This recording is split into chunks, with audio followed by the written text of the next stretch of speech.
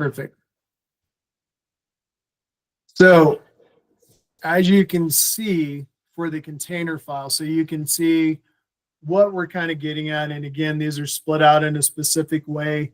We'll get more into those reasons as we go through the different presentations, and a lot of it will end up at the end. Why we have planned production towards the end is because all of these things start to tie together and become one at the end of everything.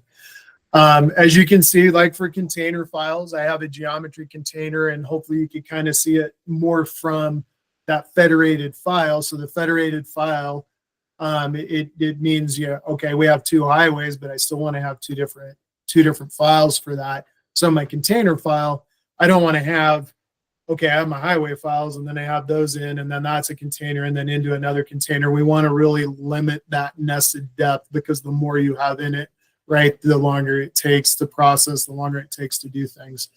So within the geometry container is where we'd have all those different federated geometries in one, kind of as I showed earlier. It's similar to in the roadway file itself with that geo container file. If I go into there, you can see this looks very similar to what we're showing in this graphic here. So that's really what those base containers, roadway design container, same thing. If I have a quarter for this state highway, a quarter for this state highway, one for this frontage road, I want those separated out, and then I want to make sure that those are contained. This not only goes for production, but also for the deliverable at the end of the day. And also as we move into different elements like infrastructure cloud and design reviewer, and how models are checked, how models are generated, how we're keeping those items clean at the end. So then at the end of the day, that deliverable from the production side and the model side match each other. They're a derivative of each other. It's going to make everyone's lives much easier. So kind of getting back to the reference file nesting depth. So here I have 0 for container file referencing. That meaning this container file, I just want these referenced in. I don't want those live nested. Those are I just want that specifically in my container. The next one is for the production model. So if I'm referencing in my geometry container and I have a roadway production container, and I reference those into my design model for production, that's what I want to have in there nested as one. If I'm doing design, as we talked about earlier with a working file and having a working container file, I would have that working container file in my design model.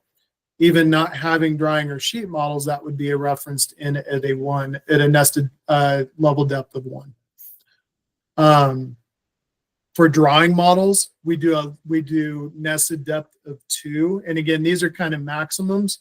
The 2 maximum is because we have a container file in our design model, which is then being referenced to our drawing model.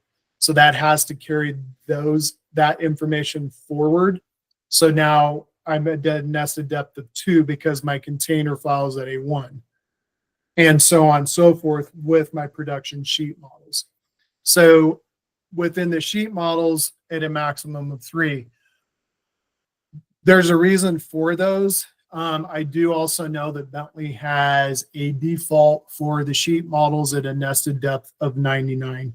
I've been told that doesn't matter. I'm not sure. I'm convinced of that. I would like to probably test that out a little bit more, but just so you all know, when you do create a sheet model, it will be a nested depth of 99. I do recommend changing that when you get to there.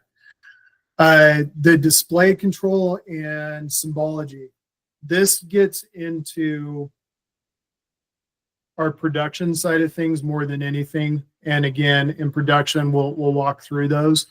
But having a level display of, you have different displays that you can choose, like view display, global freeze, global display. We recommend using global display in the container file itself. In that container file, then if I have files turned on and off, that's where I control that. Same thing with level overrides, which in production we'll get into the pin table and the print driver. and why using level overrides is important and why using level display is important. This is where you control all of that, is in your container file. You control turning on and off and level overrides. If you do that on the production side, if you do that in a drawing model and a sheet model, say you're in that file and you've got your design model with your container and you're turning on and off levels in there, it will no longer work with your container file. That means that you've already adjusted information in this file, so it doesn't know to go back and grab that information from that original container file. So this is where everything is controlled, is in your container file. Same thing with file sequencing and priority. Setting what sequence things are in order. If I have a terrain model, if I have planimetrics topo, if I have my drainage model and then my roadway, because it's a roadway sheet, I want to make sure that they're in the right order, that roadway reads last because that's on top and that's what I want to see. Again, attach only what you need. This is super important with container files, because if something gets attached, guess what? It's going to go through and propagate across everybody. Again, whatever any specialty group does will affect the entire team.